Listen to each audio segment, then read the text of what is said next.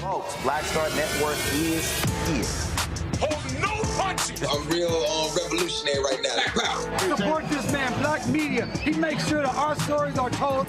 Thank you for being the voice of Black America, Roland. Stay black. I love y'all. All momentum we have now, we have to keep this going. The video looks phenomenal. See, there's a difference between Black Star Network and Black-owned media and something like CNN. You can't be Black-owned media and be scared. It's time to be smart. Bring your eyeballs home. You dig?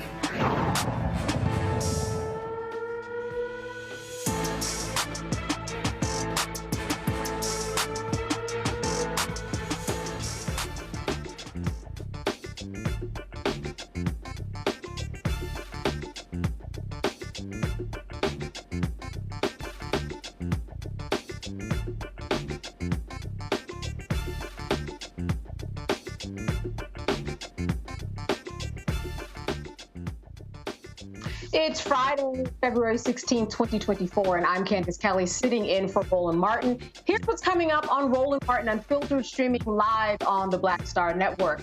Day 2 of the Georgia motion hearing to disqualify the Fulton County District Attorney from the election subversion case. Today, former Governor Roy Barnes, Fani Willis' father, and Nathan Wade's former divorce attorney all testified. We'll take a look at what was said with Monique Pressley. Donald Trump was hit with a $370 million judgment in its New York civil fraud case.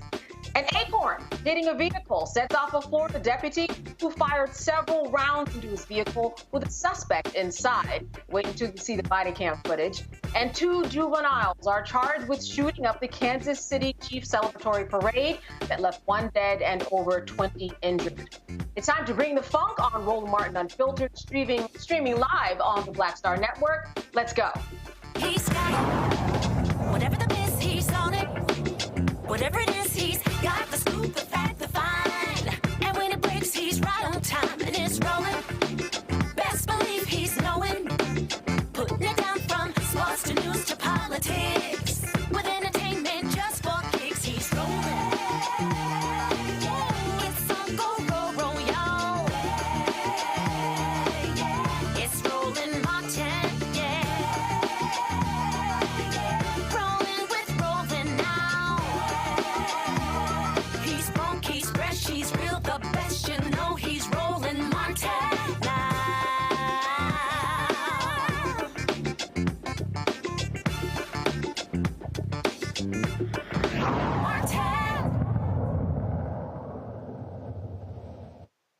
All right, so it's day 2 of the hearing to have Fulton County, Georgia District Attorney Fani Willis. It ended an explosive testimony today. First of all, Nathan Wade's former divorce attorney and law partner, Terrence Bradley, they were called back to the stand for impeachment purposes, but ended up getting exposed as to why he was no longer a law partner. Meanwhile, Fani Willis's father, John Clifford Floyd III, explained why his daughter kept cash in their home, and former Governor Roy Barnes explained why he did not want to be the special prosecutor in the case. Were you approached by the District Attorney of Fulton County, Fani Willis, about being a special prosecutor? I was. I don't recall the exact date, but I know it was sometime in 2021. And she asked me to come down, and I met with her and Nathan. There were several other in the meeting. She asked me, said they were beginning this investigation, and she asked me if I'd be interested in being special prosecutor, to which I replied that I had mouths to feed at a law office and that I would not do that. And also, I just had a bad, well, I won't say bad because it happens from time to time, but I just had the FBI to report making threats against me. And because I thought it was because of the flag, but I asked him and he said, no, it was because I was too close to the Jews, quote unquote. And I told... Ultimately, you turned down. Yes. Yeah, I told her. I said, I'm not interested. But it's a black thing, okay? You know, I was trained, and most black folks, they hide cash or they keep cash. And I trained. You always keep some cash because I've been places, and just because of the color of my skin, for example, I took a fellowship at Harvard when my daughter was just, if I might, Your Honor, when I was just, she was just, maybe 3 years old. And I remember going to a restaurant in Cambridge, Massachusetts, and I had a American Express credit card and maybe a Visa or whatever. And I had a lot of what they call traveler's checks. I don't even know if they still have traveler's checks, but traveler's checks. And there was a sign said, with the credit card, for whatever reasons, the man would not take my American Express credit card. So I pulled out my Visa card, and he wouldn't take my Visa card. So then I pulled out my traveler's checks. He said, we don't take checks. Now, these were traveler's checks. This was money. I had a $10 bill. I'll never forget this as long as I live. And he said, the bill for my wife at the time, Fani's mother, Fani and myself, was like $9.95, and I had a $10 bill. That was all that. And I always remember that. But even before that, I've always kept cash. And I've told my daughter, you keep 6 months worth of cash always. For example, I had 3 safes in my house. I put some of my clients' stuff there too, things I didn't want other lawyers to be, because you're always in a firm, and I knew that there were special conditions, so some of my clients' things I would bring home, put them in the safe. But I've always kept safes, and as a matter of fact, I gave my daughter her first cash box and told her, always keep some cash. So joining me to dissect all of this is Monique Pressley. You know something, Monique? I look at this father and I say, that really is a dad being a dad. He told his story. He took his time. And another thing is that he really knows the law. What do you make, first of all, about the testimony from Fani Willis's father? Well, I thought he was the best example of stereotypes being dispelled. I love it when that happens. I love it when it's very obvious that what people were expecting from her daddy, that she kept talking about yesterday and always keep cash, was not the brilliant, distinguished, elegant, thoughtful, experienced legal mind of a man that we met today. So I was pleased that we got to meet this international trial lawyer who has raised an exceptional daughter, and I understood her a lot better after I heard his testimony today. Yeah, I think that he made some things clear, especially about the cash that he trained his daughter to have in the house. That made a lot more sense when she was talking. He really was clear and very, very pointed in that his daughter was not going to be out there and be left to dry. She was always going to have money. And I think that made a big difference, because the question that people are asking is, why is she having cash? Is there something underhanded going on here? But that was training from her dad. Well, and it's a Black thing. It's a culture thing. I tweeted, or whatever they call tweets now, that the name is X, that others may just need to get a copy of Culture Codes or some similar game to help them understand things like Grandma and them always had cash under the mattress, or some other similar place, that women, when they were going traveling, they reached down, is tied up on the brassiere. I mean, these are just things that are known, things that in our culture are done, and in other cultures, not just in ours. And so she wasn't talking things that were foreign to many of us, though those things may have sounded strange. At the end of his testimony, though, he said candidly that it was discussed between him and the state's attorney's office, and that he was prepped, and that he did watch what happened. It would be hard not to watch. He's a person who pays attention to the news, but he was also clear that he wasn't under subpoena and he wasn't a planned witness. So there wasn't any requirement that he knew of that he was supposed to be sequestering himself as some of these who were on the witness list for this evidentiary hearing. So I think that the judge decided that didn't mean that his testimony would be eliminated, that would go to weight, that would go to credibility, it wouldn't go to admissibility. But I think that there were other things that he helped on that they really didn't want to be highlighted, because they tried to make it look like, oh, she didn't have to leave her home.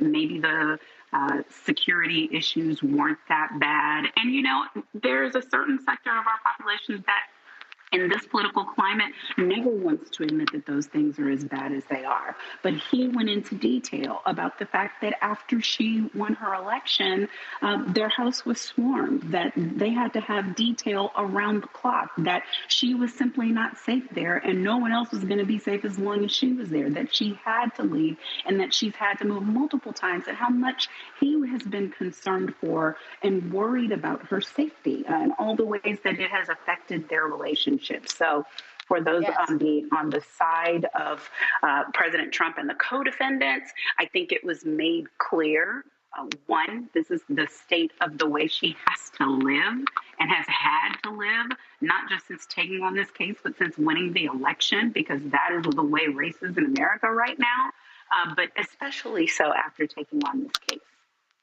I think that Roy Barnes, that he really buttressed his point in that this is a dangerous case, so much so that, you don't get paid that much for it when you take on this role, but it's also very, very dangerous. Fani's father talked about how he only saw her about 13 times over the past year or two. He could count them, and it really, really distressed him. So I think what it really brought to light was the danger that she has been in for so many years. And that convoluted a lot of things in terms of where these locations were. Was Nathan Wade someone who came to this house or that house? Well, it all depended on so many moving parts. I think at one point, though, I was wondering, we are into the weeds here. And not that I was lost, but it just wasn't information that pertained to the case. But I think that this was the strategy of those who were asking Fani and her father questions, just to get people thinking about something other than Trump. Well, listen, Candace, you can appreciate as just a counselor yourself, the witnesses had important things to share, but the people who were responsible for pulling out those important things, especially on the side of the defendants, were not doing a skilled job of it.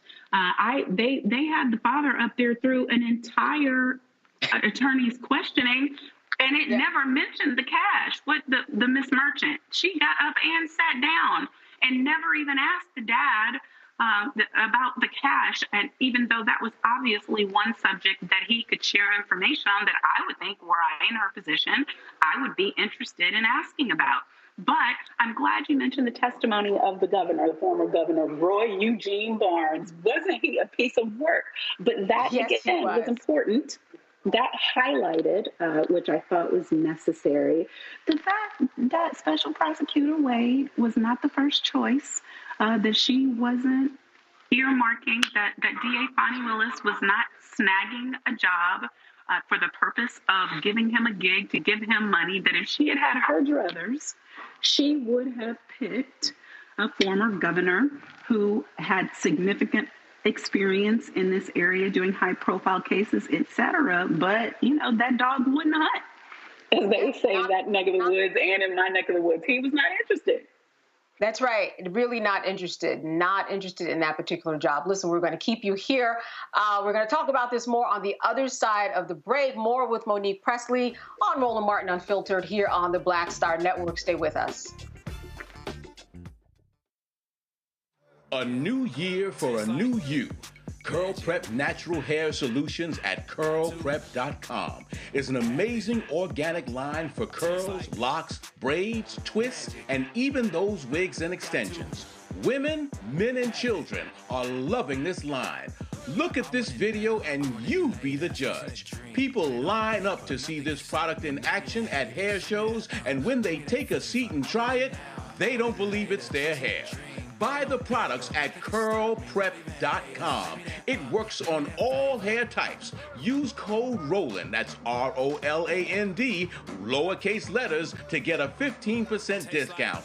Parents, remove the ouch. You will love this system because you can comb the product through your child's hair with your fingers. Seasoned saints are loving the product. It's all at curlprep.com. Use code ROLAND, lowercase letters, to get a 15% discount. You won't believe it's your hair. Give me that beat. Hit on your tongue, I can feel an explosion. I'll take another. On a next, A Balanced Life with me, Dr. Jackie. What does it mean to actually have balance in your life? Why is it important and how do you get there? A masterclass on the art of balance. It could change your life. Find the harmony of your life. And so what beat can you maintain at a good pace? What cadence can keep you running that marathon? Because we know we're going to have high levels, we're going to have low levels, but where can you find that flow, that harmonious pace? That's all next on A Balanced Life on Black Star Network. Hey, what's up, y'all? I'm Devon Frank. I'm Dr. Robin B., pharmacist and fitness coach, and you're watching Roland Martin Unfiltered.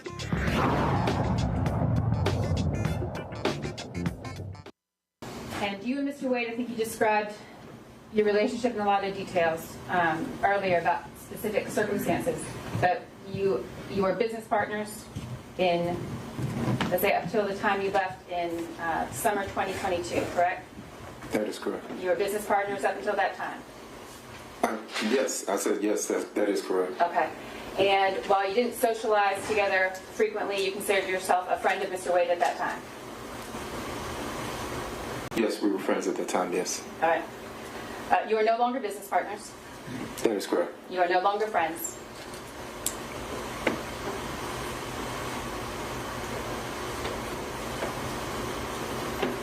I mean, if he's saying that we're not friends, then yeah. I want to know what you think, Mr. Bradley. Do you consider yourself a friend of Mr. Wade? I would consider. It goes to potential bias. This cross. Would I consider myself a friend of Mr. Wade? Mm-hmm. I would.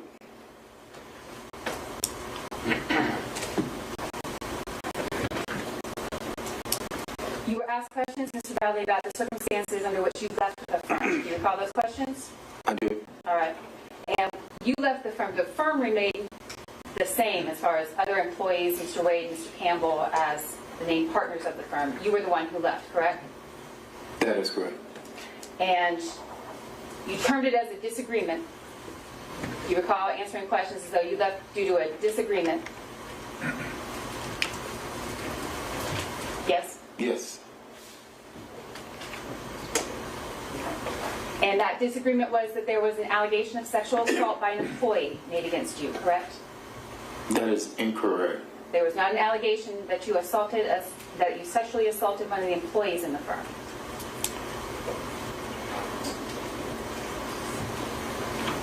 That is incorrect, but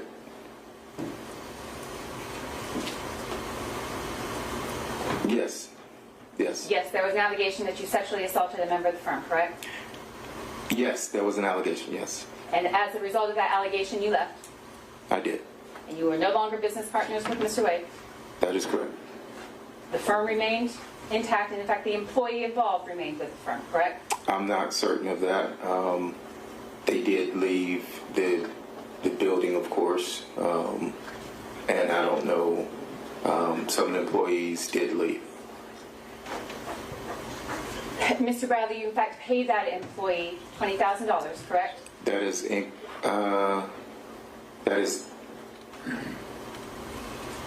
incorrect as far as what was.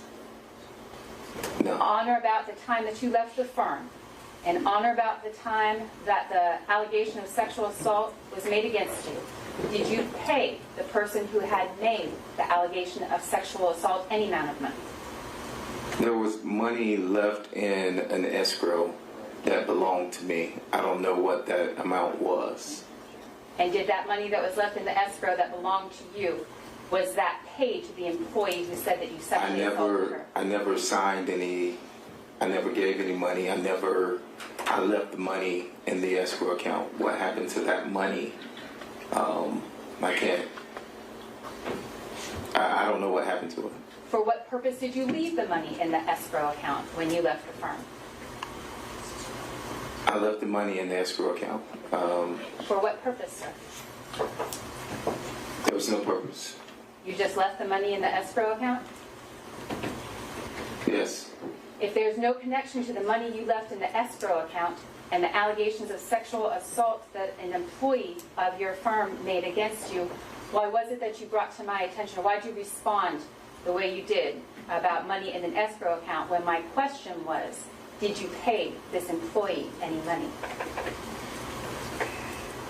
I didn't hand any money. It was money from my escrow account, to my knowledge. To your knowledge, where did the money in the escrow account go? To the employee. To that employee. All right, Monique. So that was Nathan Wade's former divorce attorney and law partner, Terrence Bradley. What do you make of his testimony? It took him a little while to get to this whole sexual assault issue, but how do you think all of that actually affected this particular hearing? The hearing, net zero. I mean, I don't, I got to be honest with you. That was perplexing to me in many ways. I saw it coming. I have been going back and forth as I've been watching with other lawyers and a lawyer who's also doing TV tonight after the first part where we had this former partner, former lawyer of Special Prosecutor Wade, when we find out he's been sending these text messages back and forth to Ms. Merchant, the opposing counsel, that he has been discussing personal and professional business of his former partner and former client with this woman and reviewing motions and discussing ways that she could get affidavits. I mean, this is what we're hearing. He's not answering because he can't answer because his former client, Mr. Wade, holds the privilege. And so Mr. Wade's lawyer is in there objecting. And so he can't answer one way or the other. And so he's looking squirmish, he's looking skittish, but one of my colleagues said, well, at least now we know why he fought so hard to testify, these text messages. And I'm like, no, we don't know yet. We don't know, because the answer that he didn't want to give was very obvious when one of the people said to him, why did you leave? You left because there were accusations. And he said, no. And he said, and the lawyer said, I'm not saying to you whether you were accusing Wade or Wade was accusing you or who was accusing whom. And he said, we left because of a disagreement and I left because I wanted to go out on my own. Now that was a lie. So now we've got this young man, attorney, who has put his bar license and his liberty in the crosshairs of a judge while he is under oath, when the other side is the freaking prosecutors. I don't at all understand how, especially as a lawyer, knowing for himself, even if nobody else knew, even if he didn't know, Fani Willis knows about this, Wade knows about this. That means that whole side of the aisle that I'm going in to testify about, they all know about this. These other folks over here, they probably know about it. I don't understand how he didn't have a lawyer for himself as he was testifying today. Why there wasn't an evidentiary hearing beforehand in which his lawyer was moving to preclude from evidence this very damaging facts of these allegations, whether true or not true, that they shouldn't have been able to bring it up, not even for the purposes of impeachment. All of this should have gotten ferreted out beforehand because he walked and talked himself. Pardon? Yeah, this is really off the path that we're actually originally supposed to be on when we are talking about why he was let go at a law firm that you said was privileged information anyway. How are we even there? No, I don't know that it was privileged, and I don't believe that it was off the beaten path. I think when you sit your behind in a witness chair and you are a black man in America and you have had allegations of sexual misconduct against you, you better believe that these white folks don't find the path. And that is exactly what happened. So anytime you were in that position, yeah, you try not to get in the chair, but if you are going to get in the chair, you're going to get in the chair with somebody there protecting you. You're going to get in the chair knowing that all of this has been decided and that you either will or will not have to testify about it. And if it was privilege, if that was the story he was going with, then he should have stuck to that damn story. I'm sorry I'm cussing, but I was lost. No, I understand. Listen. A lot of people have been hot over this, especially those who actually sat down during this hearing. I want to bring in the panel Michael Imhotep, host of the African History Network show. He comes to us from Detroit, Michigan. Matt Manning, he's a civil rights attorney out of Corpus Christi, Texas. And Kelly Bethia, she is a communication strategist out of Washington, D.C. Thank you, all of you, for being here. Listen, there are so many things to be discussed. I just want to open up the floor first while we have Monique to talk about what you thought, Michael, about today's hearings and questions that you might have for Monique. All right. Great to see everybody today. I'm the only non-attorney on here. I guess I got my law degree from Trump University. But I watched coverage of the hearing on Thursday and watched some of the coverage today. I've read numerous articles with this, and I also read the original indictment out of Fulton County, Georgia, as well. And I still haven't heard any evidence that would the charges against Michael Roman, the charges against the co-defendants, the 161 overt acts that Fani Willis lays out in the indictment. I haven't heard any evidence that undermines any of that. Okay. And, to me, this sounds like a fishing expedition. Okay. They're just trying to find something that will stick. But her father today was excellent. I watched some of the covered some of the testimony from Terrence Bradley as well. So we'll see how this turns out. But Fani Willis surprised the attorney for Michael Roman on Thursday when she unexpectedly testified. And I think she blew everybody away with their testimony also. So and this is what happens when you mess with a black woman. I'm just gonna put this out here. This is what happens when you mess with a black woman. It blows up in your face like Wild E. Coyote. So we'll see how this turns out. You have a question for Monique?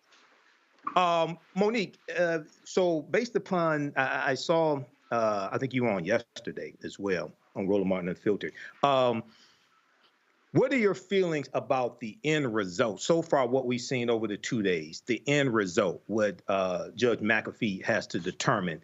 Would any of this disqualify Fani Willis as well as Mr. Wade? So I'll answer you two ways. All things being fair and the judge doing the job that he should do in this case, then it's clear that the burden has not been met. There has to be a determination that based on whatever the relationship was and whenever the relationship occurred, that the prejudice to the other side is such that they could not get a fair trial. That's what the conflict would have to result in.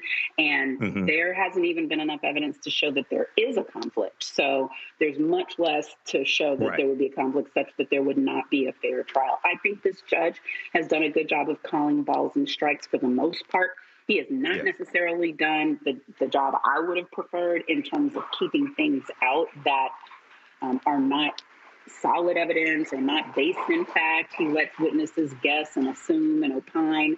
And maybe that's because it's an evidentiary hearing and there's no jury there.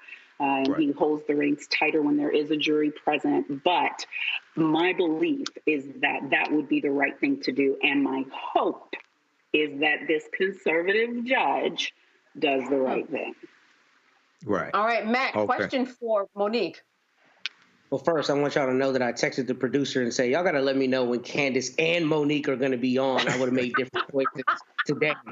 All my heroes on. But at any rate, my question is kind of along the lines of that, Monique. I mean, were there any limiting instructions or anything on this? Because usually when judges are in this circumstance, they want things to be as compact as possible, and they don't want it to get unwieldy in terms of disparaging remarks that are really extraneous to the central question. So did the judge issue any limiting instructions or anything about the evidence? Because it seems to me we're pretty far afield of the question of the conflict, which is what you normally see in these disqualification proceedings. He hasn't issued any limiting instructions. The one thing I think he did that was helpful is he made asked and answered apply to all of the defendants. So if one defendant's counsel got up and asked a question and it got answered, everybody else didn't get their shot at the same question, even though they tried. He would say that was already answered during previous examination with the previous witness. But frankly, Matt, and you're one of my heroes too, I don't know that today really ended up that far afield. Impeachment is what it is. You open your mouth and say something, you're going to end up getting somebody saying something back to you if you're lying, if you're not on there being credible, if you're hedging. And like I said, that leads me back to my principal concern, not just as a career defense attorney who hated seeing that today, even though Bruh snitched on his friends and his clients, and none of us who are on this panel are that type of lawyer. I think that's disgusting in and of itself, no matter how mad you get or what happened to you. There's a reason we are secret keepers, and that privilege is supposed to be held inviolate. It is obvious he did not do that. The text messages show he did not do that, and I think that is shameful. But even in that circumstance, I hated seeing all of these allegations, which did not result in a criminal case, end up being plastered all across the world. This has negatively infected his life for a good long time. And as I said, now the judge ended it saying he's going to bring him in camera and figure out if he knows what privilege is at all. So this did not go well, and that is to me a cautionary tale. Black man in America, don't jaywalk. And if you do jaywalk, right after you jaywalk, call your lawyer just in case. And I think procedurally, this just isn't the case that you show a law school class to say this is how it's done. There was a lot of shortcomings, I think, in terms of some of the attorneys who call themselves doing their job. Kelly, what do you have for Monique? So and I say this with the thickest of sarcasm, my favorite class in law school was professional responsibility. And y'all got the joke, but it was a bad joke. My bad. Anyway, how much of this could have been avoided had Fani Willis just disclosed the dynamic between her and Nathan Wade? Because, and I preface this by saying, it's a very simple answer. I do know that, but I want to preface this by saying all of this is because she had relations with the lead prosecutor, when either A, she could have just recused herself, let somebody else on her staff take over this case, or disclose that she once upon a time or at the time had relations with this man. And it is not going to affect because of A, B, and C. Correct me if I'm wrong, but I feel like all of this could have been resolved or not have happened at all had she not had so much hubris and ego regarding this matter. Right. I mean, Kelly, I will correct you because I do believe you're wrong. I think it's unfortunate that we, as the women in the power seat, have to take these kinds of hits for doing things that are not outside of our professional responsibility obligations, are not outside of our abilities as bosses who can hire and fire, are not outside of whatever it is we're required to do under the law. She meets all of those elements. Would it have been easier, perhaps, to move through some of these things if she had disclosed it? Maybe, but it doesn't mean we wouldn't have ended up here, because they would have found another way for us to end up here. Because the reason why we're here is because this Black woman is in charge of this case, and this country is filled with racists, and the leaders of that racist sect of our country are being represented by the attorneys on the other side. If there was going to be anything, this isn't the only thing they've tried. This isn't the first, the last, the middle of them trying to disqualify her. This is just the best reason they came up with so far. And it's not her obligation to live her life such that a racist can't be a racist. It's her obligation to do her job to the best of her abilities. And I try my best not to second guess what that looks like. I think that people are people. I think that people live in human skin, which is what I said last night. That means we make mistakes. That means we differ in the judgment calls that we would make at any given period of time. That means we have feelings, we have emotions, we have all of those things. And it means that we get to be humans and still do our jobs. Thankfully, the law protects us such that we get to do that. So if she didn't do anything that violated the professional canons of ethics, and she didn't do anything that violated the law, then I'm not going to put the blame at her feet for this. I don't think it was her hubris, as you say, that landed us in this position. I think if it was not this, it would be something else. And I think that after we get out of this, it will be something else, because that is the stakes of the job that she is in right now and the people that she's opposing. I took what her father said to heart, and I've been praying for D.A. Willis, for County Attorney Kim Foxx, for all of the people, Monique Willis, the people who have these very hard jobs and are under constant attack. Letitia James, God help her, especially after today and that huge win today. I know y'all probably talk about it later in the show and I'll be gone, but I just want to say, come on, Bisons, rise up. I see y'all everywhere. Especially the women, just saying. But I took what her father said to heart. She is in danger every day. Her life, that of her family, is in danger every day. So though I am an analyst and I can observe, what I try not to be is a critic of the human spirit, because we all be messing up sometimes. Well, okay, so I will say this. I'm going to piggyback off of what Kelly said. And that is, yes, she could have made the decision to say, I have a conflict of interest. And because she knew the stakes as a Black woman, which she has spoken about so illustratively, then she have made a better decision? And why was not that a little more obvious to her, because she was in such a high position where she knew that people were magnifying her more than the next person? I do see Kelly's point. Right, but I think they're about to find she did not have a conflict of interest.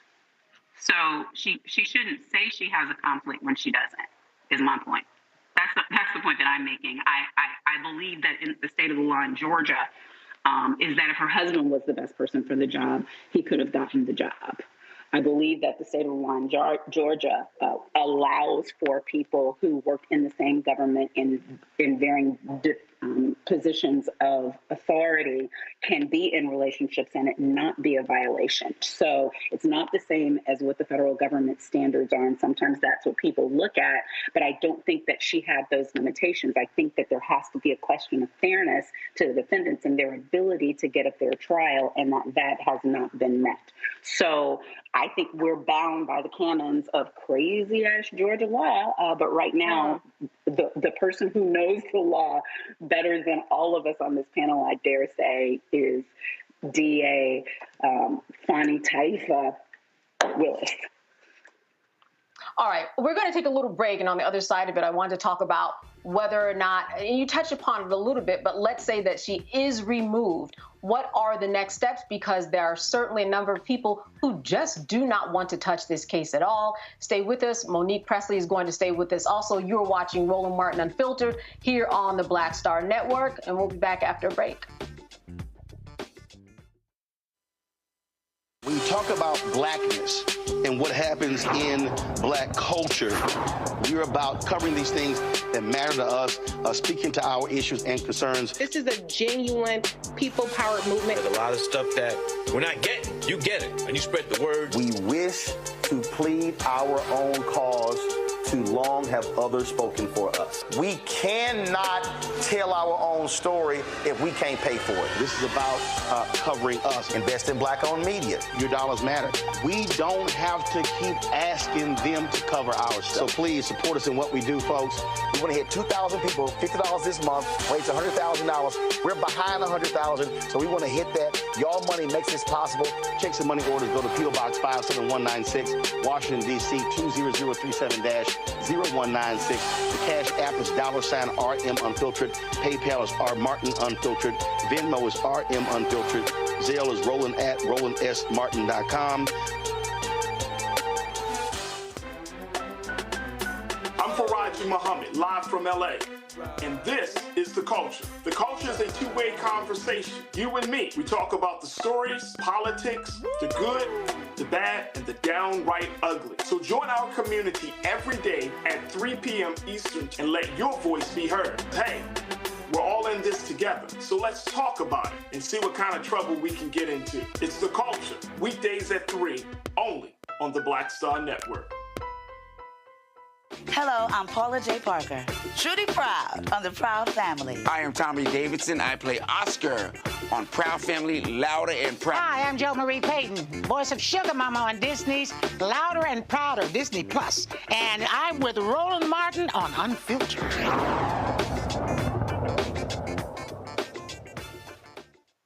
All right, I want to open this back up to the panel, but I want to start with you, Matt. As a practicing attorney, what were your thoughts about what you saw today? And what have your thoughts been so far? And Monique, everybody, we can jump in on this conversation. I know we all have a lot to say because there's so much to cover. But Matt, let me start with you. So I didn't get to watch much of the testimony beyond what you played here and a little bit before that. But I've actually been the first assistant of a DA's office where they were trying to remove the DA for different reasons. But I'll say that this is a climate now where they are attacking DAs of all colors, especially progressive DAs, when they don't like that they're doing their job, that they're, statutorily sworn and given authority to do. So I say that to say a lot of this is subterfuge insofar as, they're going to do whatever they can to attack Fani Willis. I do think that there is a credible question about whether there is a conflict. However, the question about whether there is a conflict is not tantamount to there actually being a conflict. And I think a lot of Monique's points are valid here. And I think, especially with Mr. Trump and this being related to Trump, it doesn't surprise me that they're going to try to pull out all the stops to attack Fani Willis. But I will say that, this is also a thing I've seen other attorneys, meaning the DA, handle differently, where there are some people where there's even the remote appearance of impropriety, they completely step away and step down. But I think in this case, they couldn't really do that because the gravity of this case is just so much greater than your normal case. And she spent so much time assembling a team and putting together an indictment and all of that, that it would be a waste and really a violation of the public trust to step away if there's not a bona fide conflict. So based on what I've seen so far, I don't know that they've met the burden, even if people feel like it may be a best practice in this situation for her to step away. Monique, what are your thoughts about, let's say she is removed, the idea that you won't be able to find somebody for a long time to even take this case? We heard from the former governor who said this wasn't in his wheelhouse. I would imagine that other people might have a problem with it and that if she is removed, it will be tough to move this along. Is that something you would agree with? I don't know if it's going to be tough or not. I think that's where the politics is probably going to come into play. In 2022 in Georgia, I want to just read what this executive body is called. When a district attorney is disqualified, they decided that the case is referred to an executive director of the Prosecuting Attorneys Council of Georgia.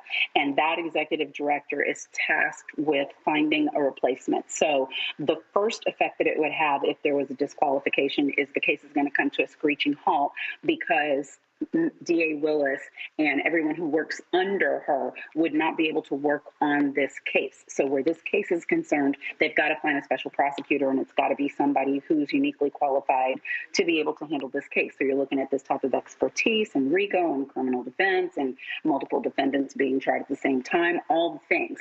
And so other district attorneys, other counties perhaps could be appointed. I think that they said that another DA can't refuse it, but maybe you don't want another DA. Maybe you want some high profile somebody to be willing to take on the case that has the office and the structure to be able to grab it. Or maybe if you're a conservative GOP appointed executive director, you want somebody who's going to scuttle the case and look at the charges and decide that certain defendants no longer have to go forward. All of those things would be up for grabs. Michael and Kelly, jump in here. Do you think, Michael, that Trump's looked at these two hearings, which I'm sure he did if he had time between his other cases, and said to himself, this is a good day for me when it comes to this particular Fani Willis situation? I don't think I don't think he would look, especially on Thursday, he would look at that and say this was a good day for me. But I'm telling you, today, he's reeling and he's infuriated. And Letitia James just grabbed him by the wallet for the tune of $355 million. So I'm telling you right now, he's pissed off. He's pissed off to the highest of pissivity. But my question for Attorney Monique Pressley is, so the premise of the convoluted argument that Michael Roman's attorneys are making is that Fani Willis hired Nathan Wade to oversee the prosecution of Trump and the 18 co-defendants, and she benefited by trips that he took her on and dinners he took her on. And this was an investigation that lasted approximately 2 years, but she then paid them back in cash for the trips and the dinners. Am I getting this correct? Yes. Okay. Yeah, it didn't make any sense to me either, but okay. All right. Yeah, I mean, and it's a sad state of affairs. I'm just making sure I got the facts straight. But yeah, it didn't make any sense to me when I heard it the first, second, third, fourth, fifth time. But okay, go ahead. Well, no, I mean, they're saying that she has a money benefit in the hiring, and the best that they can come up with is that she benefited because of a cruise with his mama and an Aruba trip and going to Tennessee and so they've California investigated for 2 years. To go on a couple of trips, 2 or 3 trips, and then be taken out to dinner a few times. Okay. Yeah. Well, I mean, this is when you know they're desperate.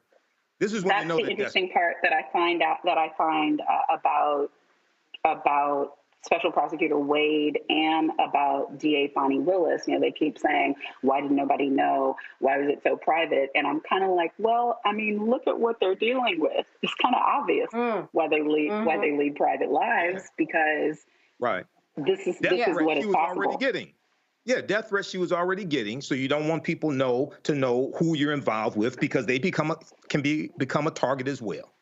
Yes. And so many people that I spoke to today said, well, I certainly learned a lot about a potential Hollywood deal her father had and her dating philosophy and what they think about money, how she grew up a little bit, relationship with her father. We learned a lot, but getting to the core of what they were actually asking questions about, not a lot of meat on that bone there. Kelly, jump in. Do you have a question for Monique? No question at the moment, but I will say that the reason why they kept it so private, aside from the obvious, her being high profile and him now being high profile as lead prosecutor, is the fact that, technically speaking, he was still a married man. This was infidelity that they were hiding.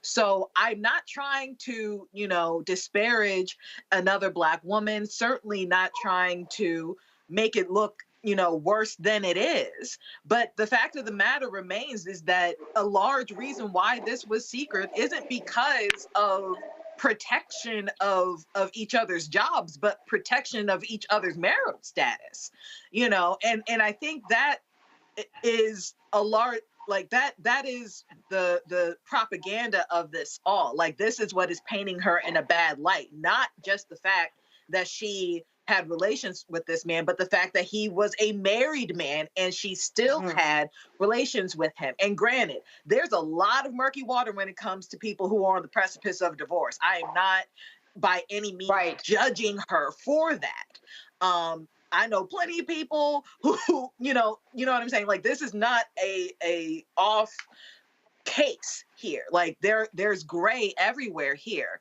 But the fact of the matter, this is why I was so adamant about her needing to disclose this.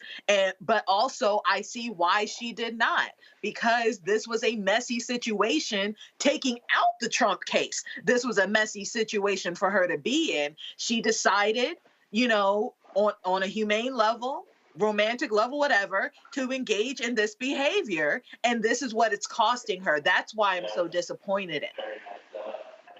Yeah, yes. Monique, I want you to wrap up. What are your final thoughts about where we're going with this hearing and what you think the probability will be of this hearing in terms of the outcome? Well, like I said a little earlier, I believe that on the facts and the law, the judge should do the right thing, because the evidence has not been presented in the case by the co-defendants for them to come anywhere close to reaching their burden in order to be able to disqualify the sitting district attorney. And my other closing remark, like last night, I'm going to say again, it's Black History Month. And this is the first Black woman to have that position in Fulton County, Georgia. And I believe strongly that nobody really knows what goes on when somebody's marriage ends. There had been a divorce filing in this particular case. And as Wade said, and she said, they weren't hiding. They went on trips. They went on a cruise with his own mama.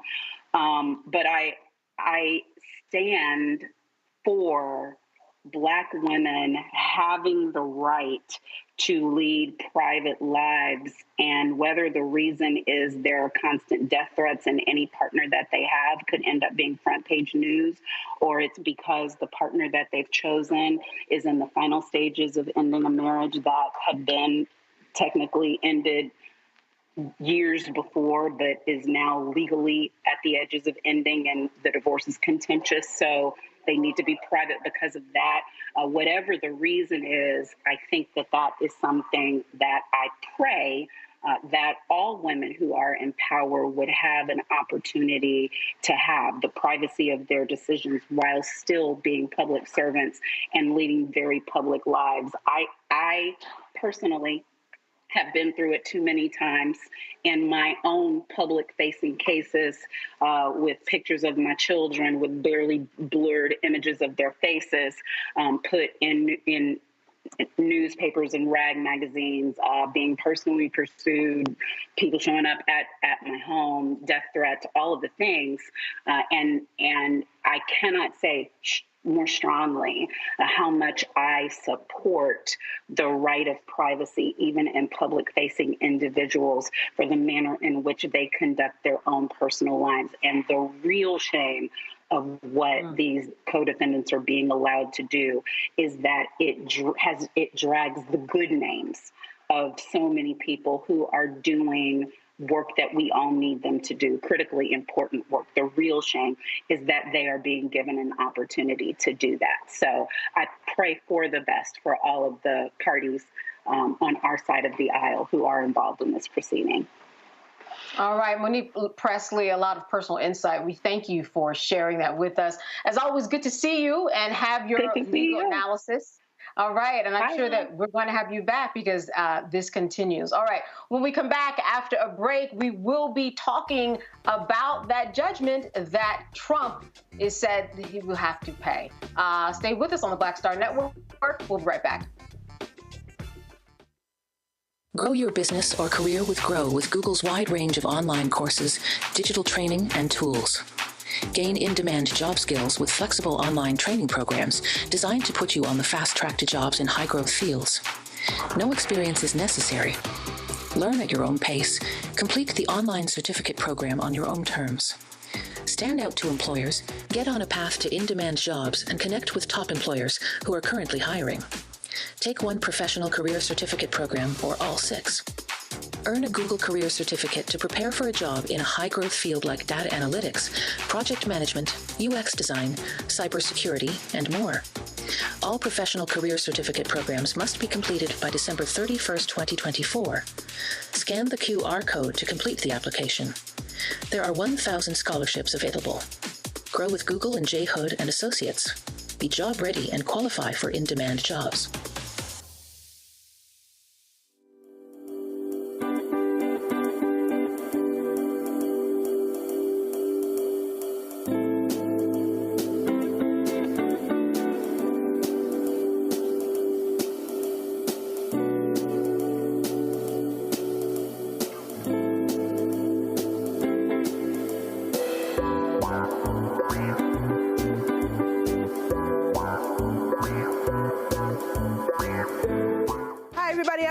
Hey, I'm Donnie Simpson. Yo, it's your man Deion Cole from Blackish, and you watch Roland Martin, Unfiltered.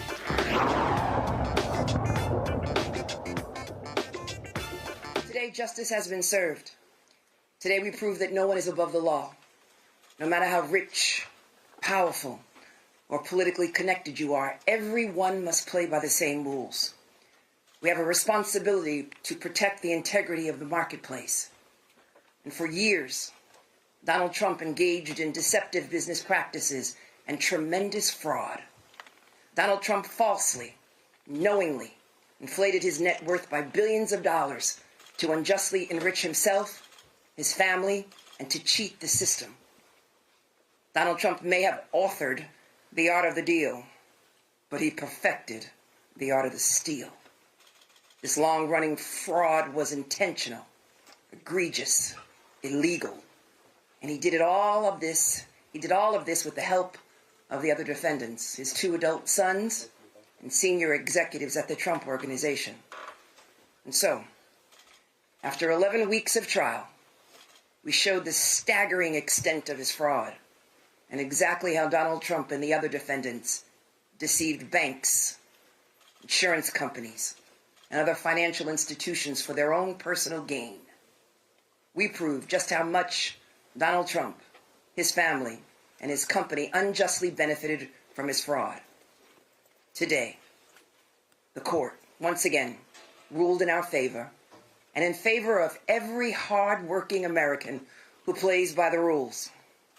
Donald Trump and the other defendants were ordered to pay $463.9 million. That represents $363.9 million in disgorgement, plus $100 million in interest, which will continue to increase every single day until it is paid. Donald Trump, the former chief financial officer of the Trump Organization, Alan Weisselberg, and the former controller of the Trump Organization, Jeffrey McConney, are each banned from serving as an officer or director of any New York company for 3 years. Mr. Weisselberg and Mr. McConney are also banned for life from serving in a financial management role in any New York company. Donald Trump Jr. and Eric Trump are banned from serving as an officer or director of any New York company for 2 years. And Donald Trump and his companies are banned from applying for loans from any New York bank or financial institution for 3 years. A new independent director of compliance will be created at the Trump Organization to ensure the company establishes internal protocols and meets financial reporting obligations. And The current independent external monitor will continue to oversee the company's financial dealings and ensure this fraud cannot continue. I want to be clear. White-collar financial fraud is not a victimless crime. When the powerful break the law and take more than their fair share, there are fewer resources available for working people, small businesses, and families. And everyday Americans cannot lie to a bank about how much money they have in order to get a mortgage to buy a home, or a loan to keep their business afloat, or to send their child to college. And if they did, our government would throw the book at them. I want to thank the entire incredible and hardworking team in my office that tried this case, because the scale and the scope of Donald Trump's fraud is staggering. And so too is his ego and his belief that the rules do not apply to him. Today, we are holding Donald Trump accountable. We are holding him accountable for lying, cheating, and a lack of contrition, and for flouting the rules that all of us must play by. Because there cannot be different rules for different people in this country, and former presidents are no exception. This decision is a massive victory for every American who believes in that simple but fundamental pillar of our democracy, that the rule of law applies to all of us, equally, fairly, and justly. All right, some powerful words from Attorney General Letitia James, who talked about the former President Donald Trump practicing not the art of the deal, but the art of the steal. Not only will he be penalized, but his sons are penalized, each paying $4 million apiece. Adam Weissenberg, too, he's going to be fined $1 million. So we have a lot of moving parts here, but she was firm and she was deliberate and she was intent in making sure that people knew that Donald Trump cannot defraud anyone, especially not in New York. Matt, what do you think about, first of all, this particular amount of money that Trump is supposed to be paying? We know he's going to appeal it, but that is the charge and that was the sum today. Well, I think it's a staggering amount of money, but one of the things, if you'll indulge me, that I really wanted to break down for the viewers is something I was confused about. And I actually talked to my law partner before I came on the show, and I said, you know, Trump's team is crazy. Why did they go to have a trial in front of just the judge, a bench trial, rather than a jury? And the reason I ask that is because usually you want to have more people who are looking at the facts and have the possibility of having them not reach the threshold to render liability, or in a criminal case, unanimity. But here's the brilliance about all of this that I didn't even realize until today, until I read the judge's order.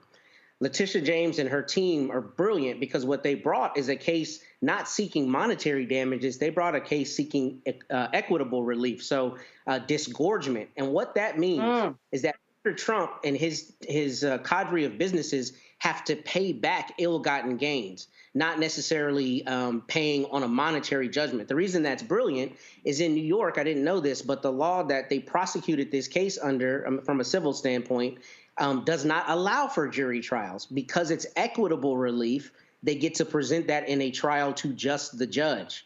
What the judge, I think, did here that was absolutely brilliant is he issued a 92-page opinion where he did his findings of fact and conclusions of law. And what those are is where a judge says, these are the facts that I found, and here's what that means legally. He issued that for every witness. So he literally said, here's what I got from this witness, here's what this proved here, here's what this proved there. And the reason all of that is important in the overall scope is this will undoubtedly be appealed. But when it's appealed at the next level, the judges at the next level will look to see whether he abused his discretion.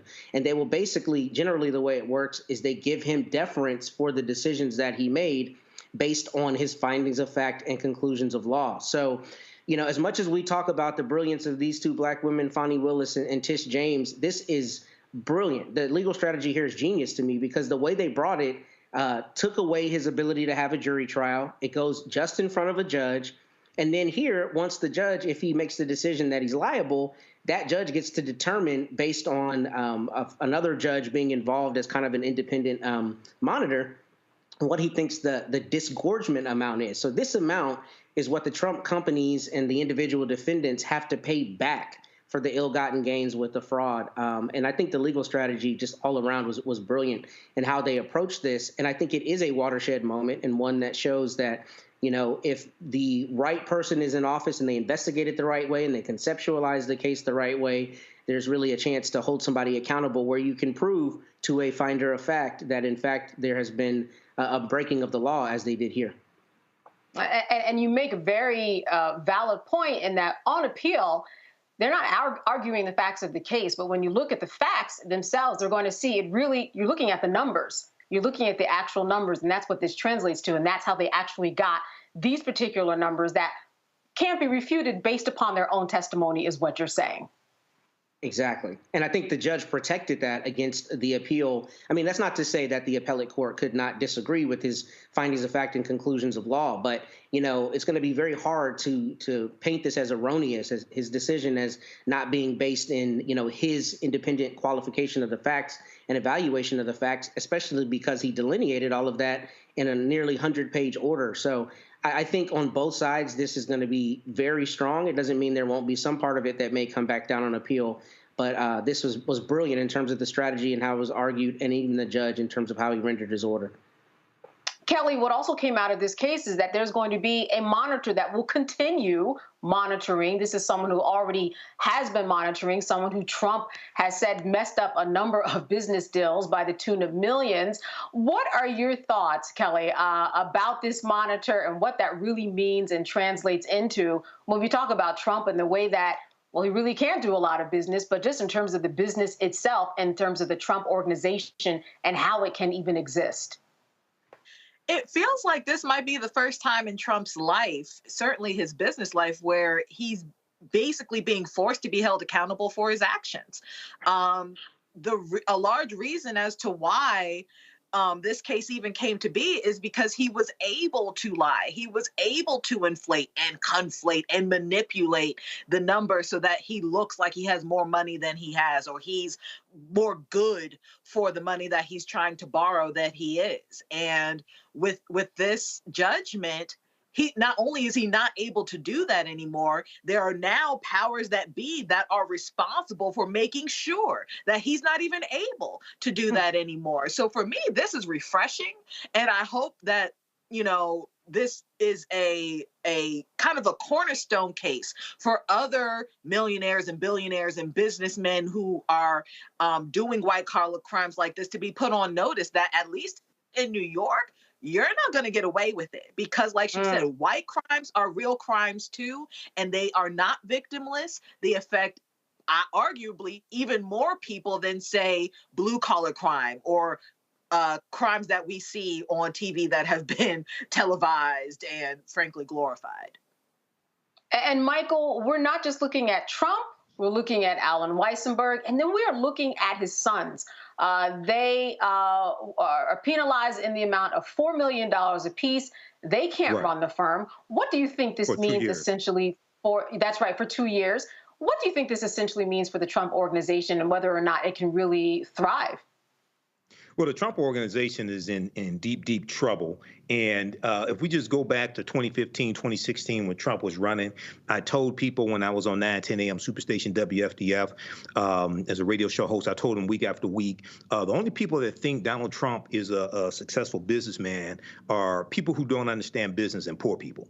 Because people who understand business knew he was a fraud. We knew he was a fraud back in 2015, 2016. We knew he was a fraud back in when The Apprentice was on, this TV game show, okay? He's never been a successful businessman. And when we look at what broke this, what really led us to this point today. Now, also, keep in mind, he was held accountable in the Trump University civil lawsuit. We had to pay $24 million, okay? And that was right before he became, well, right when he won the presidency through the Electoral College.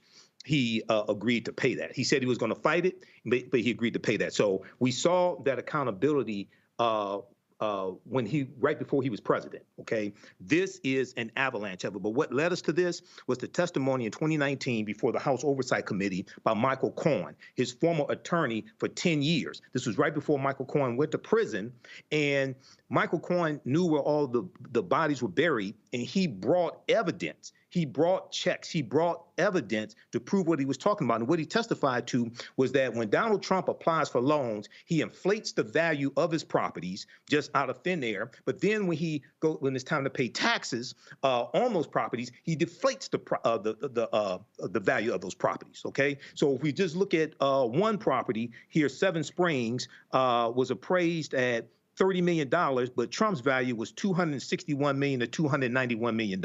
When we look at Mar-a-Lago was appraised at $18 million to $27.6 million. Donald Trump said the value was $426 million to $612 million. Okay, so he belongs in prison. All right, I'm telling you, this is straight up fraud. Okay, and in business school, we have to take a class called business ethics. Okay, this is required to graduate, at least when I was in business school 30 years ago. You take business ethics. This is criminal, okay? Now, this was a civil trial, but this is criminal. So there's more to come. And Alvin Bragg, that trial starts March 25th, okay? That's right. The trial in Manhattan, that starts March 25th. What brought us to all this was Michael Cohen and Stormy Daniels, because Michael Cohen was the one who orchestrated the payoff of Stormy Daniels, $130,000. And I was the one who broke the story right here in Detroit on 910 AM WFDF when the story first came out about Stormy Daniels, okay? It was a story I saw on rawstory.com, and I was on the air with Cliff Russell, who's passed away since then. We were on commercial break. It comes across my news feed. I said, Cliff, take a look at this. We come back from the break. We talk about this. I said, this sounds like campaign finance law violation. Sure enough, that's what it looks like it is. So we'll see how this turns out. This is not going to be a hot boy summer for Donald Trump. I'm telling you right now. This is going to be the worst summer of his life. You know, Matt, you talked about strategy earlier. Now, some people might say, yeah, there's a lot of snow here, but not the full avalanche. I mean, his sons can get back in the game in a couple of years. Donald Trump, he can't do business in New York for a certain period of time, but it doesn't preclude him from getting loans from other states. What do you say about the fact that this was not just a full kibosh on the Trump organization and Trump not being able to do anything, anywhere in perpetuity? Well, that's an interesting question. And I think part of it is, businesses very often don't even incorporate in the states where they do business. They might incorporate in Delaware. So, he's got a team of lawyers that will surely figure out a way for him to be involved in the Trump organization with its doing business. But to pivot a little bit, what I think is very interesting about this, and I've been thinking about with his future criminal cases, particularly the case that DA Bragg will be prosecuting, there's a principle in the rules of evidence in pretty much every state and in the federal rules that says extraneous evidence or evidence outside of the case you're on trial for can sometimes come in to show motive or opportunity or intent or other things like that, right? And I think here, this could be a watershed moment in that trial, because the premise of DA Bragg's trial is the idea that he falsified some records, right? Which would be another way of saying fraud.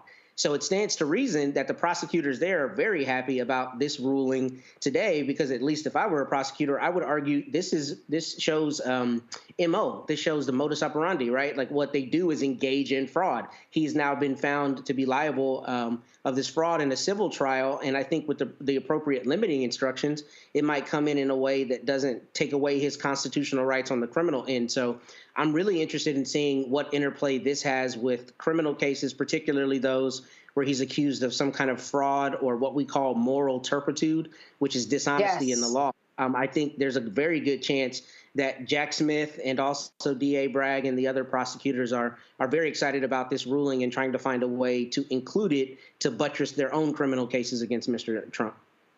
Agreed. I was thinking that. In fact, Kelly, let me pull you in here. A good day for Alvin Bragg, too, and someone who is preparing for March 25th to look at a way to connect these dots and really allow people to see a full picture. I think that this is something that is working in Bragg's favor. I mean, for sure. I think that as far as these cases are concerned, I think us lawyers, us nerds, everybody, we're really excited about it, but the American people really just want a president that's not Donald Trump. I think that's really what we're getting at here. I just want, at least that's what's on my heart to share today. I want this to be kind of wrapped up, or at the very least going, so that by the time the election is like really underway, like we're seeing the ads left and right, past primaries, all these things, that it's going to look like crap. Absolute crap if this man is even close to winning the election. There needs to be something like in the atmosphere that is just like 2 + 2 = 4. Trump should not be president. He cannot be president. Anything but him. That's where I'm at with it. Alvin Bragg, God bless you. You know, take this, run with it. But anything except this man in the Oval Office for 4 more years. And Kelly, I want to stay with you for a moment. Do you think that the sting of the Stormy Daniels fraud case, and then it also goes into tax fraud because of the way that she was paid, do you think that the sting of that is still as hurtful? We've been talking about that case for years. And it just seems to me when I speak to people that they don't really think, especially in comparison to some of these other things, that it's actually that big of a deal anymore.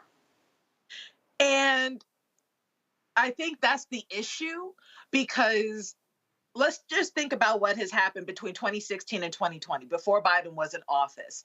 So much was happening as far as corruption and improprieties, and like, I'm saying the word wrong, but just wrong things were happening in this administration, such that it was just one thing after another, both on his personal end and on the political end. And it was so overwhelming that for something big to happen, such as Stormy Daniels, it was like a mustard seed in this mountain of pine needles that was happening with this administration. As far as morals and things that presidents should aspire to be, or should be for us to aspire to, the bar has been set below Satan's sphincter as far as what is, standard anymore. Right? So, absolutely should the Stormy Daniels thing? I'm sorry? I said a lot has changed. Yeah, a lot has changed. Should the Stormy Daniels thing be a big deal? Yes. In a world prior to 2016, this would have been beyond the Monica Lewinsky scandal, right? But yes, frankly, we elected a president who already said he's going to grab him by the pussy, right? And I don't mean to sound vulgar, but that's what he said. And if that wasn't enough to not have him in office, anything else, frankly, is up for grabs and good to go, as evidence as what we are seeing now in 2024 regarding this man, between the lawsuits and the scandals and the corruptions and the secret partnerships and all of these things. Like I said, the bar is beneath hell when it comes to what is acceptable anymore. Stormy Daniels should not be acceptable, but unfortunately, in the grand scheme of things, it is. Yeah. I'm going to piggyback off of what Matt said as before we go to break, and that is there's one thing that you really cannot refute, though, and that is the numbers that he inflated in terms of the cost and the values of all of his properties, and the numbers and the money that was gained on his end. 2 + 2 was always 4. All right, we're going to talk a little bit more about Trump on the other side of this, because he is allegedly talking about abortion. So stay with us. You're watching Roland Martin Unfiltered, and we'll be back after a short break. Next on The Frequency with me, Dee Barnes, the amazing Drew Dixon. She gives us the details behind the HBO documentary that shed light on the alleged sexual assaults by Russell Simmons. And we're talking about the Netflix documentary, Ladies First, right here on The Frequency on the Black Star Network.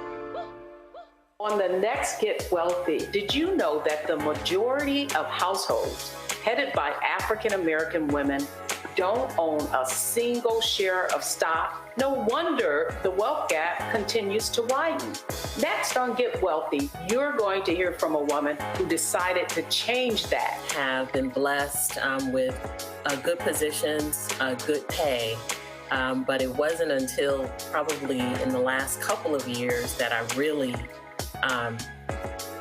invested in myself to get knowledge about what I should be doing with that money and how to productively use it. Right here on Get Wealthy on Black Star Network. Hey, it's John Murray, the executive producer of the new Sherry Shepherd Talk Show. This is your boy, Earthquake. And you're tuned in to Roland Martin, Unfiltered.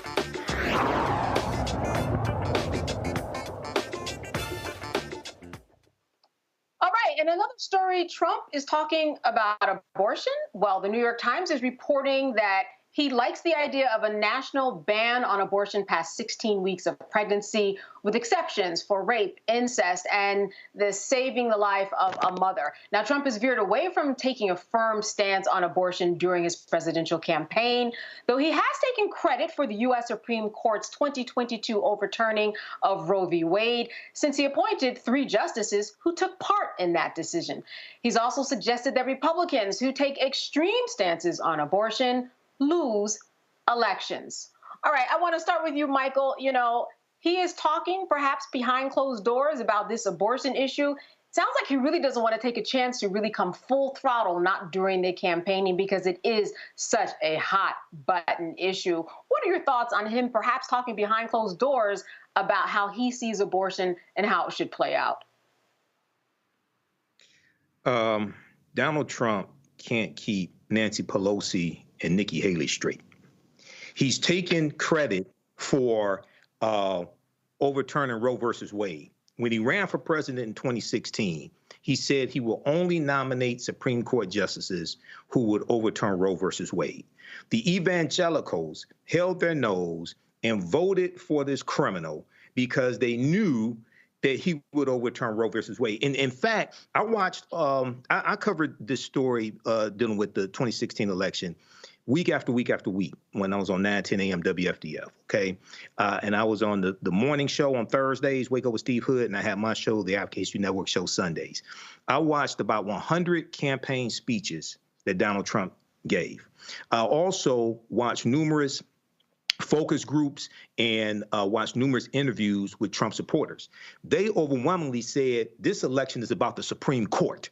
They said it's about the Supreme Court, and they said it's about the federal bench, because they had a better understanding of all this. So now, because all this is backfiring on them, the Republican Party is the dog that caught the car. Okay, now that they've got Roe versus Wade overturned, and now it's costing them in these special elections, in these primaries. Now he wants to say, oh, now I support a 16-week abortion ban. Okay, now the trick here is when they say they support to save the life of the mother, and they support these exceptions. How hard is it, or how easy is it to get these exceptions accepted? Because oftentimes they say we have these exceptions, but it's so hard, or the law is so vague, you have doctors who don't want to be sued if they do the wrong thing. So in essence, you have exceptions, but you really don't in many cases. So this is why this traitor has to be stopped at the ballot box, period. The only person that can stop him is Joe Biden, okay? It takes 270 electoral college votes. Biden got 306. Biden got 81 million popular votes, period. That's it, okay? So this is what we have to wrap our heads around and do the work and make sure we stop this threat in this totalitarian slide into dictatorship, which is Donald Trump and the Republican Party. Matt, what are your thoughts about Trump bringing this up potentially, but not really full throttle out in the public? You know, I think a little bit like Future, we got to take the mask off, because I think a presidential candidate, I had to reach, who's not a a person in a judicial capacity. I wonder how much of this is actually a true policy point, and how much of it is the GOP wanting to bring in votes of people that they think may not be energized to vote because of the ruling in Roe v. Wade. Because for 50 years, the Republican Party made abortion its seminal issue, or one of its seminal issues in its platform. So now that the issue is theoretically settled, I wonder how much of this is them trying to drum it back up or put it back in people's minds to leverage fear-mongering to say, you need this this policy position on this, because otherwise the Democrats or the left or the whomever are going to come and try to reinstitute this. Because particularly what's interesting about Mr. Trump is, as we know, I mean, he's very often trumpets whatever he feels, right? Sometimes to the chagrin of his advisors. So for this to be something that's not out there, I wonder how much of it is kind of more dipping their toe in the water to see how they leverage that from a voter perspective, a get out the vote perspective, more so than a true policy point. And that's really kind of my opinion on it. I think it might be more about driving votes than it is about really being tied to any one policy. And Kelly, it seems certainly like a strategy on his part, been hush-hush for a little bit, making a difference in his campaign trail. What are your thoughts? I think that this man is a thug, like he's a crook, and crooks tend to basically do whatever it takes in order to get to what they want. I don't think that, I personally do not think that Trump has actual policy in mind. I think he goes where he thinks he's going to win. I wholeheartedly believe that if he thought that getting on a Democratic ticket and touting those talking points would get him into the White House, I think he'd do it. And we would have this same situation over on the Democrat side. So when it comes to this abortion issue, frankly, I don't think he cares. I think he just wants to win.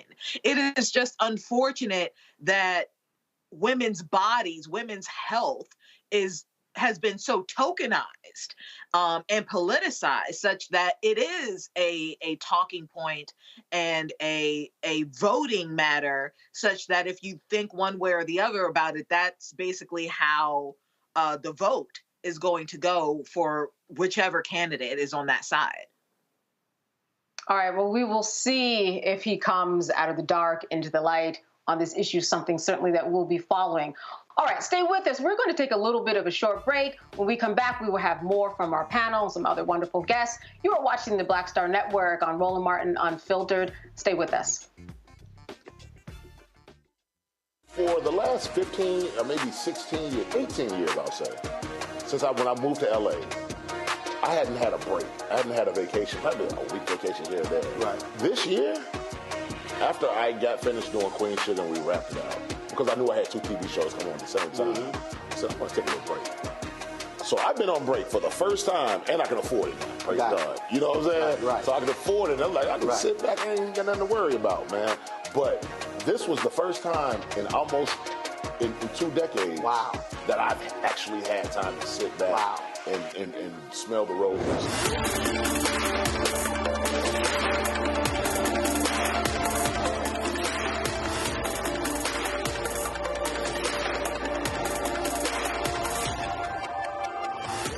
On a next, A Balanced Life with me, Dr. Jackie. What does it mean to actually have balance in your life? Why is it important, and how do you get there? A masterclass on the art of balance. It could change your life. Find the harmony of your life. And so what beat can you maintain at a good pace? What cadence can keep you running that marathon? Because we know we're going to have, high levels, we're going to have low levels, but where can you find that flow, that harmonious pace? That's all next on A Balanced Life on Black Star Network. What's up, everybody? It's your girl, Latasha from the A. And you're watching Roland Martin Unfiltered.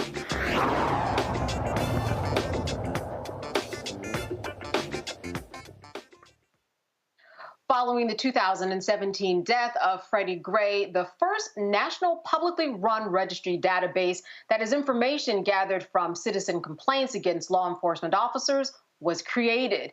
Missing Peace founders Crystal Sills and Dr. Giovanni Felton say this database is the change that the country needs. They join us now from Baltimore, Maryland. Thank you so much for being with us today. Thank you very Hello. kindly for having us. Thank you. Oh, absolutely. Crystal, let me start with you. This database so far, how has it been going in terms of collecting complaints from people? Are people responding to it?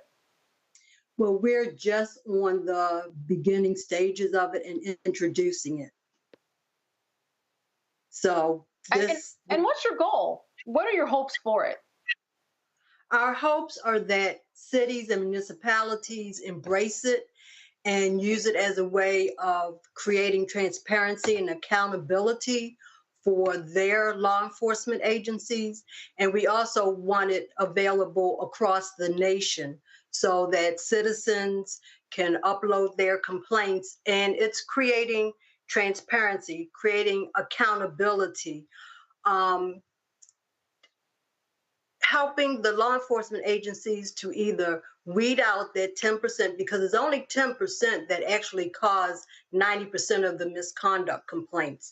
So to weed out the bad apples and to help them do some training. So this isn't an anti-police, but this is an effort to help them bridge the gap between the citizens and law enforcement and public officials, create transparency, and increase the training, the professionalism of the agencies.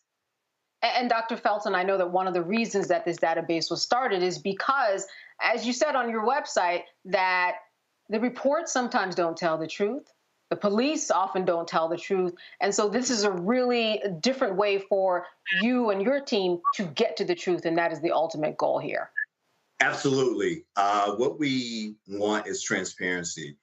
And what happened in Baltimore in 2015 with Brother Freddie Gray was just not right. And we found out that the police who had engaged with this corrupt situation had prior charges against them, and they should never have been, honestly, on the force at that time. So if missing piece was available back then, maybe this travesty could have been prevented, such as today. That's why we want the states, we want the cities, we want the citizens to be able to use it for transparency, use it for hiring practices, and as a state-of-the-art practice for all human resources to, as Ms. Sills said, to weed out bad officers and to promote healthy communication between communities and police. And so, Dr. Felton, I want to stick with you. How does this work practically in terms of, do you go to your site, upload your complaint there, and then take me just step by step about how information that we might have in the public can help your cause? Absolutely. And what I'm going to do is actually let Ms. Sills answer that, because she's our head of our data personnel. So she can answer that a little better than I can. So I'm going to let her answer that if I can. Thank you. Oh, sure. All right, Crystal. Okay, so it's a website that you would go to, and it's missingpieces.com.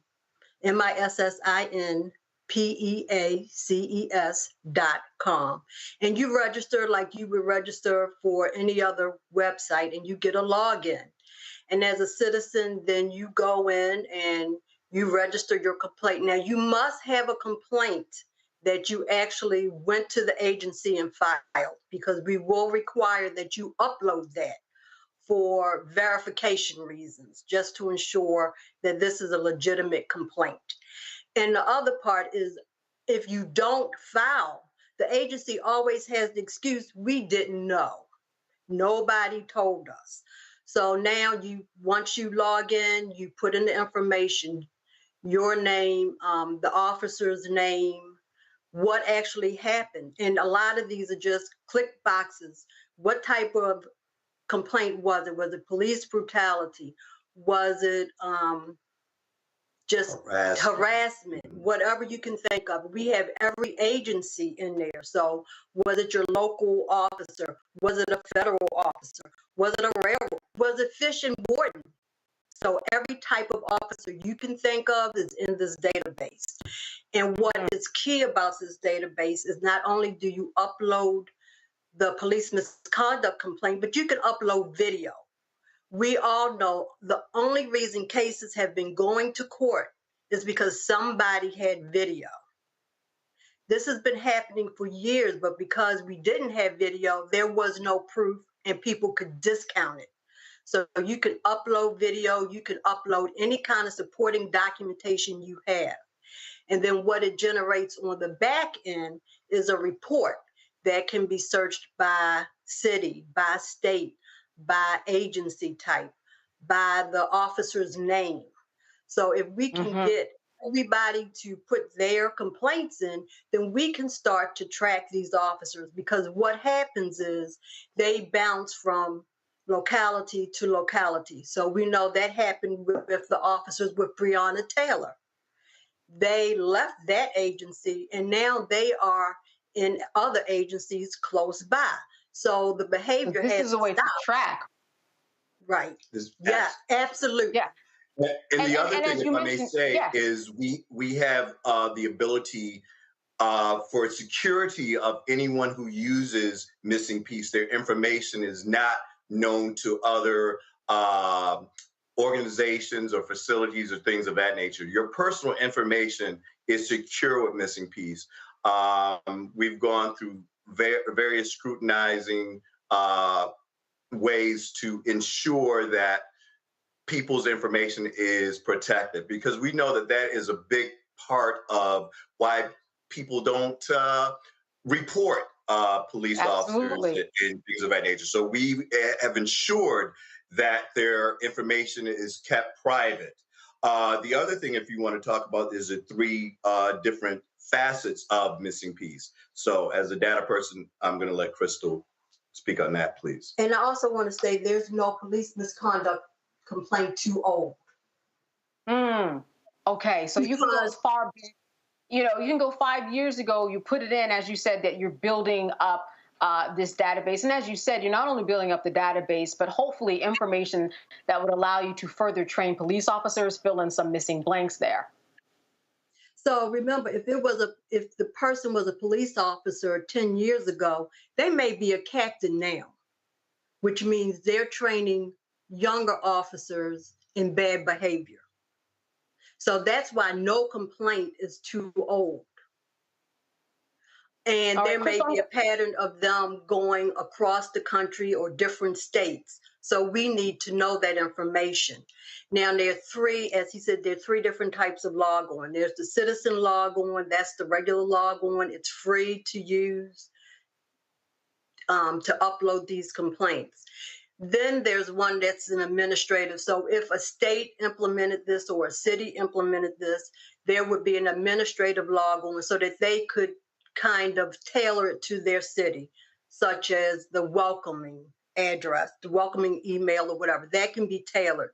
Then there's also a third email, which is the researcher log on. And what that does is allow activists, interested parties, the Human Resource Department to actually go in and query the report to see what type of behavior is prominent.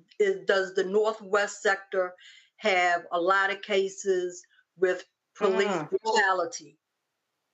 So that is what we're trying to get to, that it actually becomes usable information for activists, for human resources, for the public officials. Absolutely, Mayor. All right. Governor. Well, as we go to a break, I want to thank you. But before we leave, say your website one more time, because people can actually go on there tonight, right? If they wanted to have an old complaint and upload it. Yes.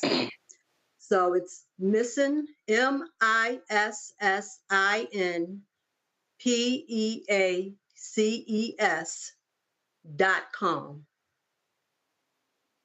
All right, Crystal Sills and Dr. Giovanni Felton, thank you so much for being with us. Great information that you shared. Thank you. Thank you. Thank you very kindly. We appreciate it.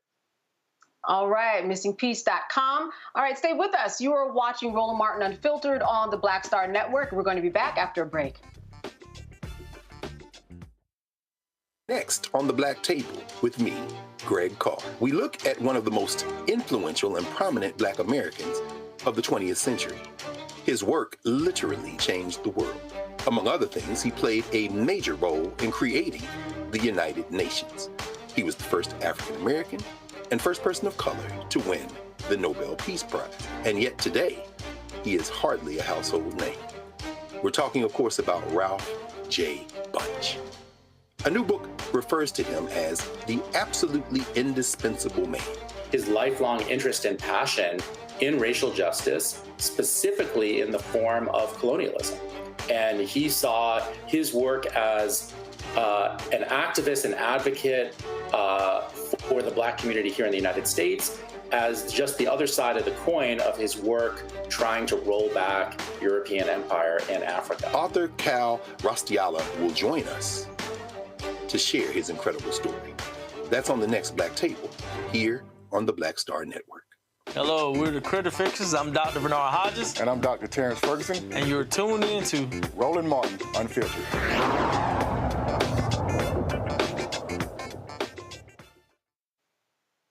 All right, so a Florida sheriff's office released body cam video of an officer-involved shooting from November. It shows the deputy firing his weapon multiple times at a suspect inside a patrol car after he thought he'd been shot.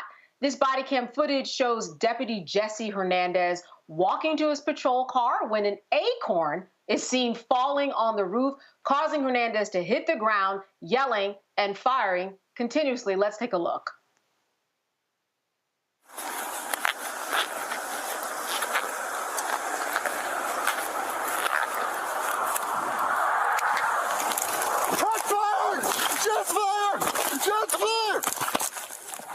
Shots fired!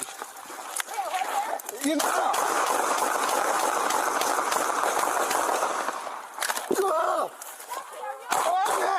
I'm hit! What? In the car! I was shot through the car! Oh!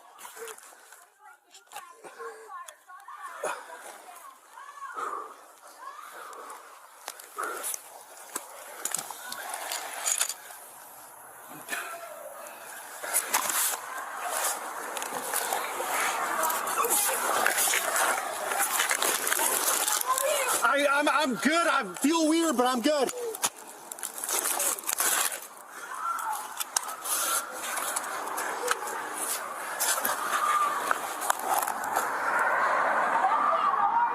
I'm good. I'm good.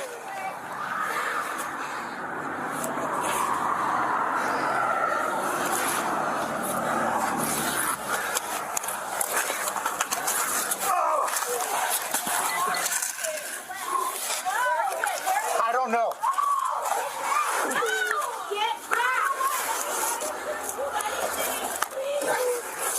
I might have hit my vest.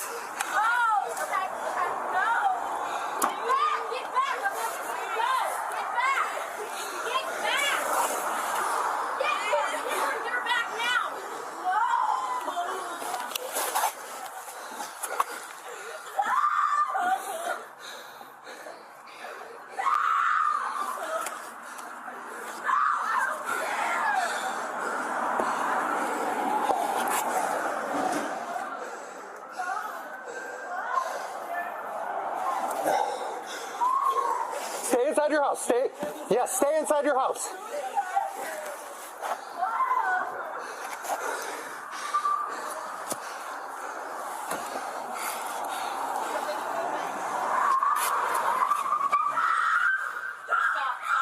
Stop right there.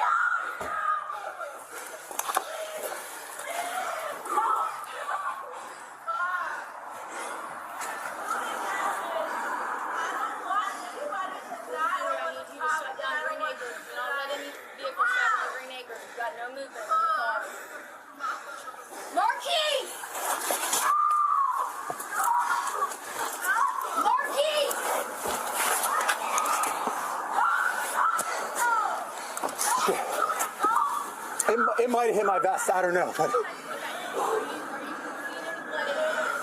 I'm not.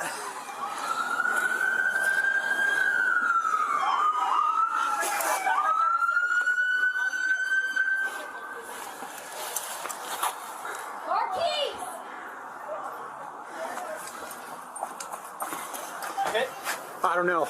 It felt like it. Jesse, move over to me. I got you. Move over to me.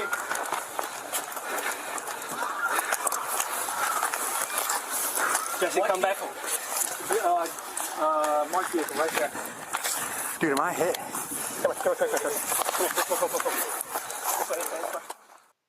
All right, Kelly, all this caused by a nut, and I do mean the acorn that fell. What do you think about this? So far, no charges have been made, but this is a particular officer that actually resigned from the sheriff's office. But don't you think that some charges should and would be forthcoming, in that he fired at someone who didn't have any firearms? They were in his patrol car. Not only... There's so many thoughts running through my head. Not only was this person unarmed, my understanding is that this person was in custody. He was handcuffed. He was virtually immobilized in the back of this car. What made you think that this person could have possibly had any kind of weapon on his person after you patted him down, handcuffed him, and put him in the back of your car? That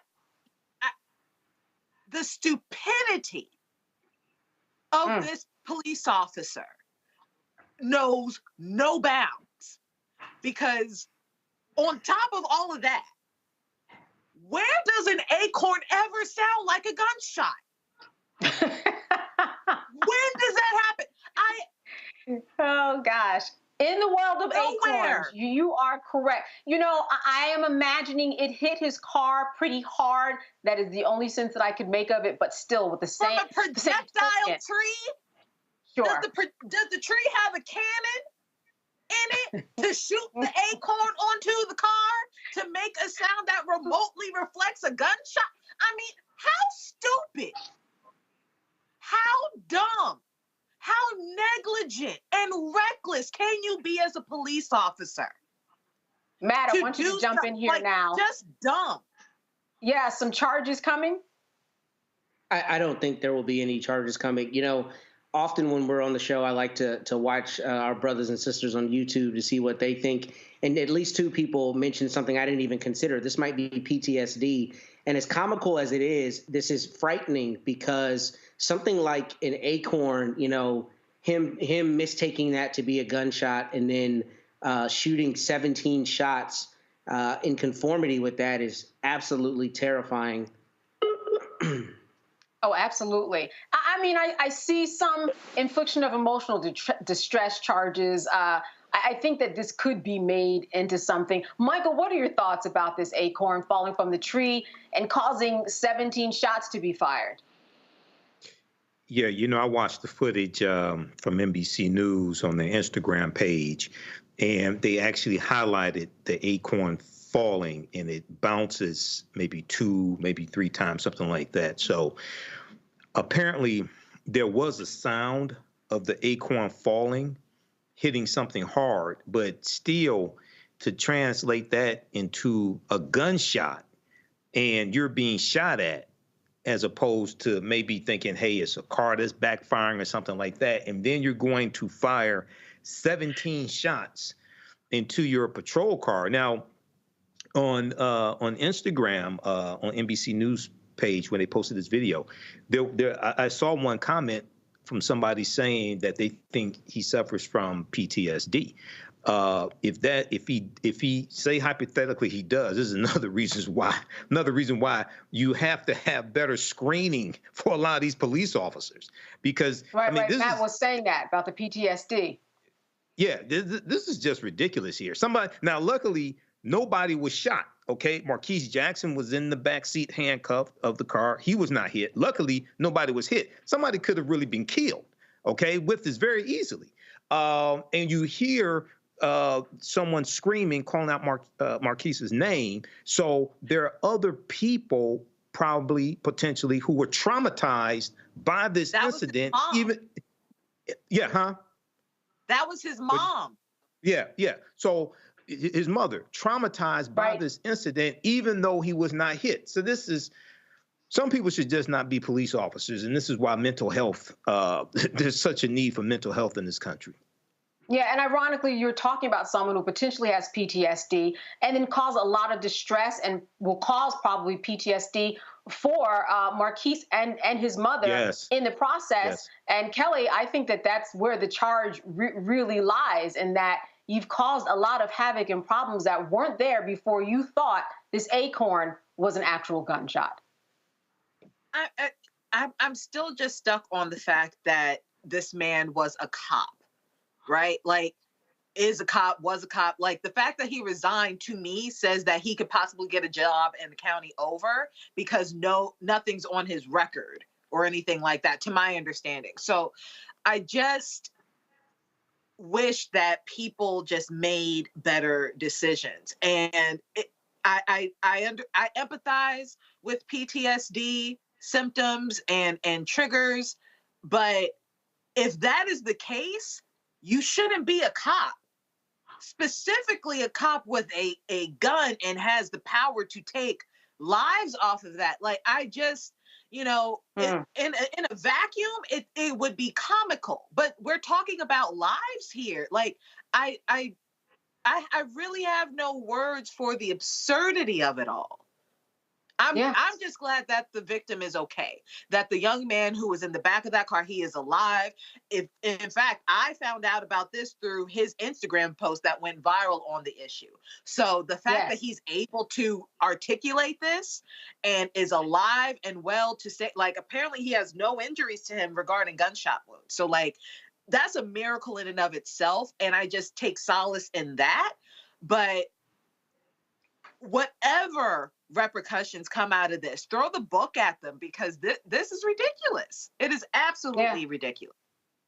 Yes. I don't think that we have heard the end of this. And in fact, this is one of those cases that Missing Piece is talking about. You mentioned, Kelly, that this is an officer that might move to another location. This is why Missing Piece exists, actually. So perhaps that may not happen. All right.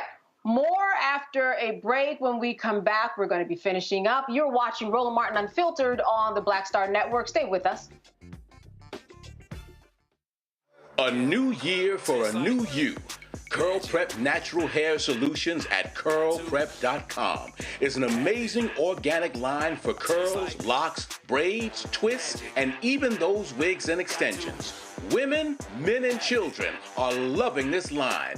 Look at this video and you be the judge. People line up to see this product in action at hair shows, and when they take a seat and try it, they don't believe it's their hair.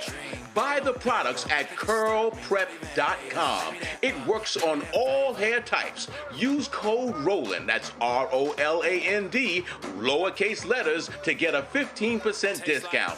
Parents, remove the ouch. You will love this system because you can comb the product through your child's hair with your fingers. Seasoned saints are loving the product. It's all at curlprep.com. Use code ROLAND, lowercase letters, to get a 15% discount. You won't believe it's your hair. Give me that bass, give me that beat. Get on your tongue, I can feel it explode.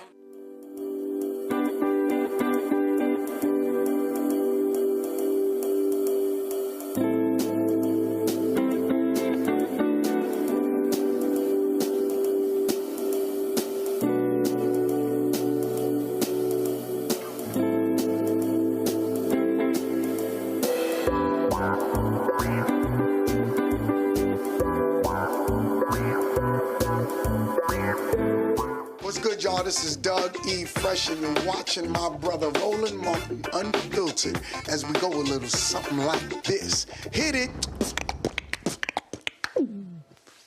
It's real.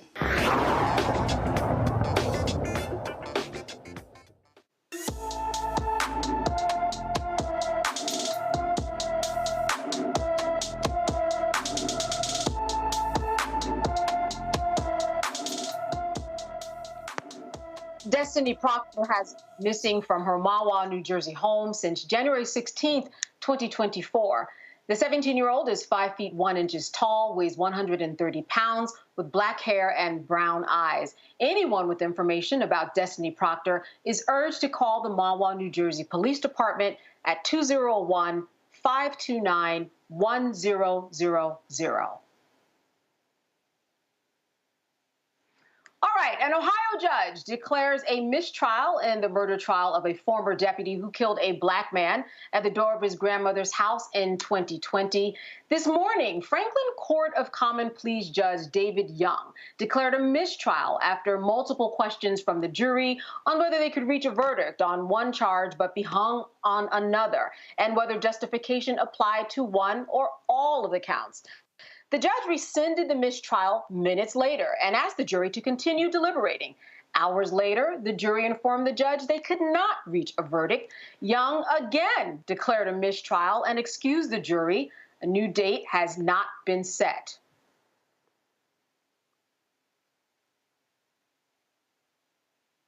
Former Franklin County Sheriff's Deputy Jason Meade is charged on 2 counts of murder and 1 count of reckless homicide for the December 2020 death of Casey Goodson Jr. Meade says he shot Goodson in self-defense. He says he saw Goodson wave a gun while driving and feared for his life when Goodson pointed that gun at him while standing in the threshold of his grandmother's house. Matt, I want to start with you about this mistrial, then the not mistrial, going back and forth with these juries and deliberations.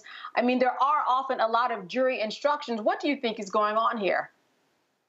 Well, having not seen the evidence, I'm not sure, but it's exactly what I suspected, at least what you said, that the jury sent out a number of notes indicating they couldn't reach a verdict. And for the viewers out there, what happens in that circumstance is the judge decides to issue what's called an Allen charge, where he or she says, okay, jury, I want you to go back and do your absolute best to reach a verdict on this case. And if they still can't reach a verdict, then a mistrial is declared because the jury is, as we call it, hung, meaning there's no unanimity in one direction either way, either for guilt or for innocence. So that to me indicates that the jury, there's at least one holdout on the jury who doesn't think he's guilty or doesn't think he's not guilty, meaning that's the verdict that they would vote for.